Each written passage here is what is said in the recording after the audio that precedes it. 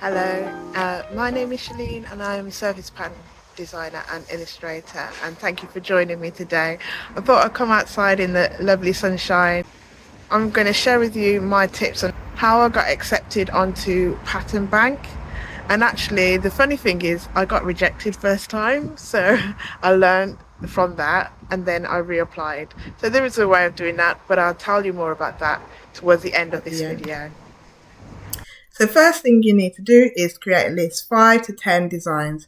So you'll be asked to upload about 5 to 10 designs on Patternbank for them to review. These must represent what you intend to sell, so present the best ones. And remember, you only need to upload JPEGs and PNGs, that sort of thing. So just simple as that. So think about your style and what you want to present, and think about the designs that you want to sell on Patternbank. So the second thing is to create trend-focused patterns. They are all about trends on Patternbank, and they upload trends pretty much every month. It seems like it's every month. Maybe it's not every month, but often. And at the moment, they have the Inky Blooms, Moody Blooms, and Tropical Carnival. They're the ones at the top at the minute. But if you feel that you are more into geometric patterns or animals and things like that, they have things here, the Smart Geos, Animal Kingdom, Camouflage, Hybrid Skin.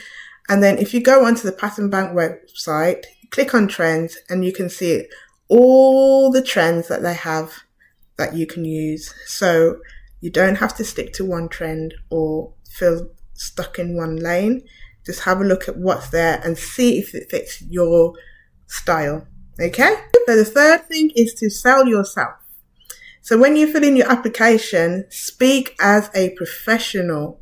Share your skills, what you can do if you use Procreate, if you use Paint, if you do digital design, okay?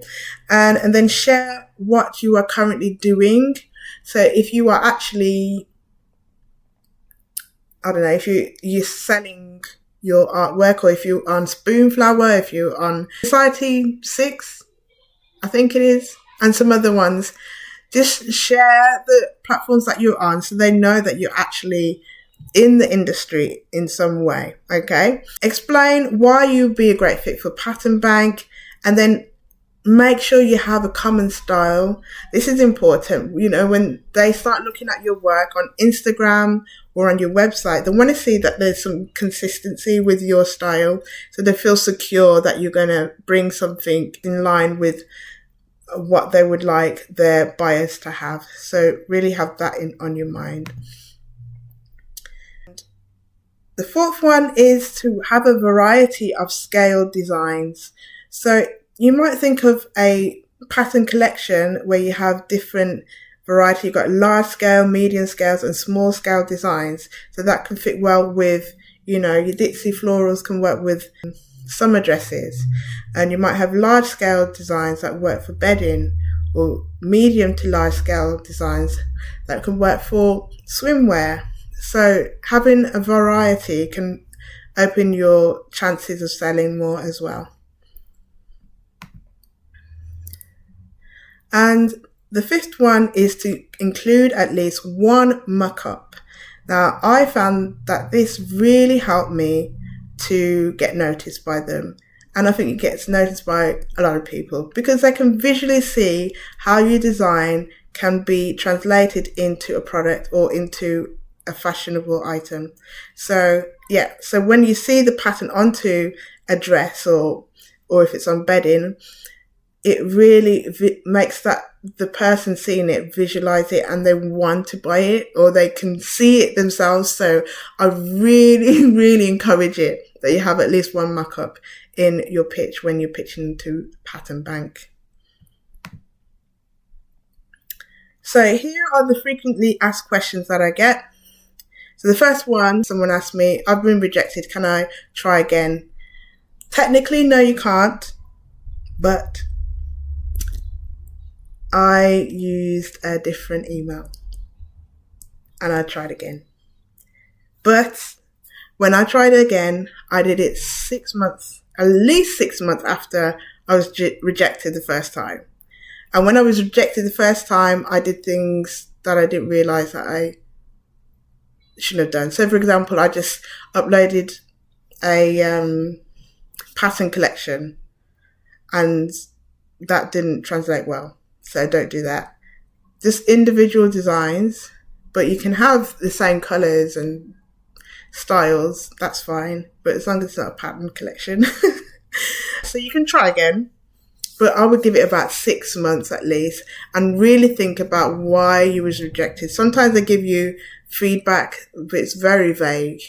But if you look at the steps that are given you in this video, that will help you boost your chances. So the next thing is, can I use my designs on print-on-demand sites? No, because Patternbank is a licensing platform. Just as you would license your design to a company, they like that license to be theirs.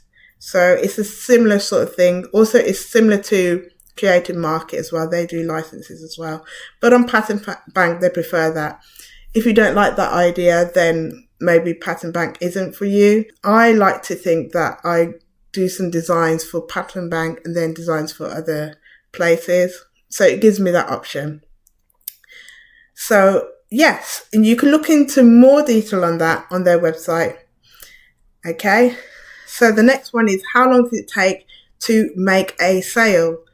So for me, it took about 6 months. So I wasn't uploading often, but it was just here and there, and I was giving up sometimes and done again. But it wasn't until November, December time, can't remember what year it was, and I made a sale, and I was like, yeah, ooh, party. And I made a few sales along the way, every time I kept uploading. So yeah, it might not happen straight away. It might be months later, but it's worth giving it a try. I found that in the winter months, there was more chances of sales in my what I've seen throughout the years. And I have sold during the year as well, in the summer months, and in all the seasons. But I found that in the months of the winter, when it was coming to Christmas and things like that, those designs sold quite quickly. And the last thing is, how much money can you make on Patternbank? I don't think you can make a full-time income on it. That's what I'm going to say. But you can make a passive income, which is great.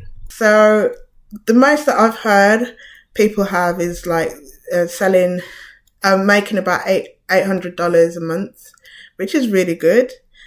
Some people it'd be like $100 a month. I'm speaking in dollars because some people might be from the US, from the UK, but it all depends. I think the most that I've made a month is about £150.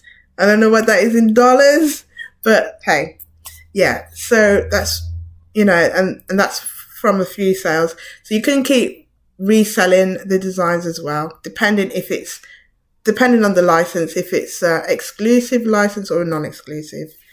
Okay. So what you can do, the best thing I would say is to go onto Patternbank. This is my Patternbank. There's some of the sales there. Sales. My patterns on there. So you can just click on it. This is just one of them.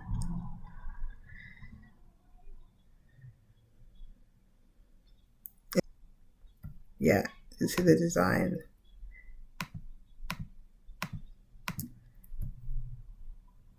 And then it has all these mock-ups in there, the product category, and it also puts the color palettes in there. And then you can look for what kind of license you want. Oh, not you want, what the customer will want. And these are the licenses available on this design.